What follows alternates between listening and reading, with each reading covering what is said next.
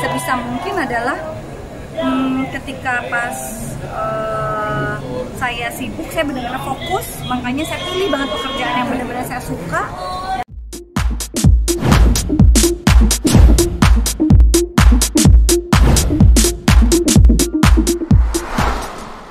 Ini kan sebagai ibu dan istri sangat produktif gitu ya. Mungkin seperti apa membagi waktu dengan keluarga? Yang pasti bisa begini karena saya punya suami yang percaya diri, suami saya yang benar-benar support saya untuk terus berkembang gitu. Dan yang paling penting untuk bisa menyeimbangkan waktu sih. Jadi memang saya sebisa mungkin adalah ketika pas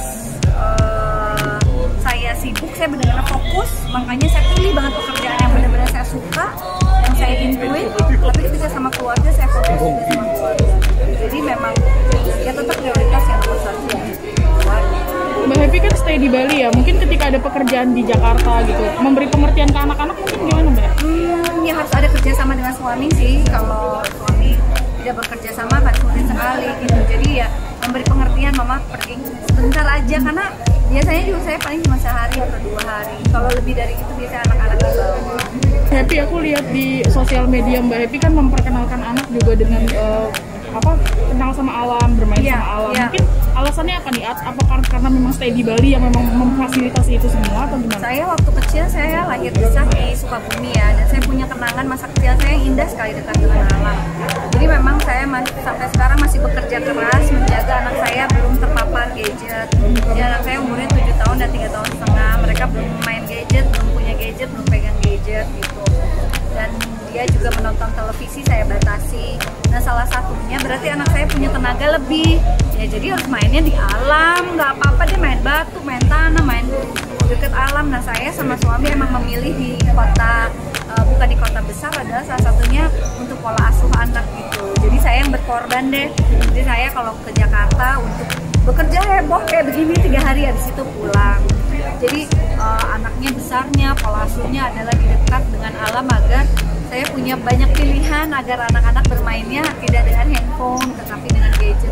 Karena gini, saya pernah baca salah satu artikel dan wawancara pencipta gadget itu, dia tidak memberikan ke anaknya ketika di bawah umur 14 tahun. Dari situ saya dapat inspirasi, lah penciptanya aja nggak kasih anaknya, berarti saya juga, berarti dia tahu kelebihan dan kekurangannya gitu. Itulah masih sangat sulit tetapi harus diperjuangkan. Tapi memberi pengertiannya gimana Mbak ke anak?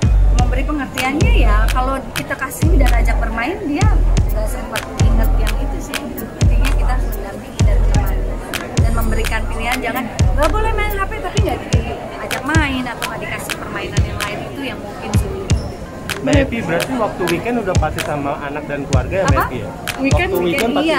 Iya sih begitu. Untungnya sih kalau suami saya kan dia pekerjaannya swasta, jadi dia yang mengatur diri bekerja. Mbak Happy kan anak-anak dengan yang tinggal di daerah sama yang di ibu kota, apalagi kan yang satu nggak pegang handphone, yang satu main dengan alam, pasti ada perbedaan secara mental. Mungkin melihatnya seperti apa sih Mbak Happy kalau ke anak-anak sendiri, melihat anak-anak Mbak Happy yang lebih banyak main sama alam? Sebetulnya di kota besar juga bisa ya, tapi ya itu tadi harus diajak kreativitas dan lain sebagainya. Tapi sebelumnya ada keresahan nggak sih Kak? Ada apa? Ada keresahan sendiri nggak sih terhadap gadget? Ya sangat sekali, karena saya baca beberapa artikel juga bahwa di dalam gadget itu ya ada hormon dopamin namanya. Hormonnya itu sama seperti orang ketergantungan merokok atau gambling atau main judi gitu. Nah, kalau merokok atau melakukan tindakan itu kan ada batas usia, sedang gadget nggak ada batas usianya. Itu yang saya khawatirkan. Pasti pada saatnya nanti dia akan memegang dan akan memiliki itu, tapi nanti pada saatnya sebisa mungkin saya menahannya sampai di usia yang tepat. Tapi anak sempat nanya nggak sih, kenapa sih aku nggak boleh megang gadget gitu? Enggak juga sih, karena saya kasih pengertian terus-menerus ke dia gitu. Dan ketika online school saya juga agak sulit mendidik dengan online karena saya sebisa mungkin anak-anak tidak dengan layar. Jadi saya pindahkan anak saya ke sekolah negeri yang memang tidak memakai online, nggak pakai handphone gitu. Untungnya masih kelas 1. Ini saya masih kerja keras banget, tapi saya pikir harus diperjuangkan. Kita tidak bisa menghindari, tetapi itu pasti akan kita lalui.